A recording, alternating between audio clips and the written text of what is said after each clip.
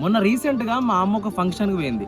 ఆ ఫంక్షన్ పోయినప్పుడు అక్కడున్న చుట్టాలందరూ ఏమన్నారంటే, మా కొడుకు గవర్నమెంట్ జాబ్ తెచ్చుకున్నాడు, నీ కొడుకు ఏం చేస్తాడని అడిగిళ్ళు. మా కొడుకు సాఫ్ట్వేర్ జాబ్ తెచ్చుకుని నెలకు ₹1,00,000 సంపాదిస్తాడు, నీ కొడుకు ఏం చేస్తాడని అడిగిళ్ళు మా అమ్మ. అప్పుడు మా అమ్మ అన్నదట వాళ్ళతోని, మీ ఫినాన్షియల్ మంచిగా ఉన్నది కానీ మా ఫినాన్షియల్ మంచిగా లేదు, మేము కొన్ని అప్పులు ఇచ్చినాం వానికి, వాడు ఏదో ఒక పని చేసుకుంటూ అప్పులు కట్టేసిండు. సో ఓంగా ఒకటే ఒక మాట అన్నది మా అమ్మ వాళ్ళతోని. అదేంటంటే, నా దృష్టిలో ₹1,00,000 సంపాదించటం కన్నా 10,000 అప్పు కట్టేటోడే గొప్ప. కిరాక్ చెప్పింది కదా మా అమ్మ.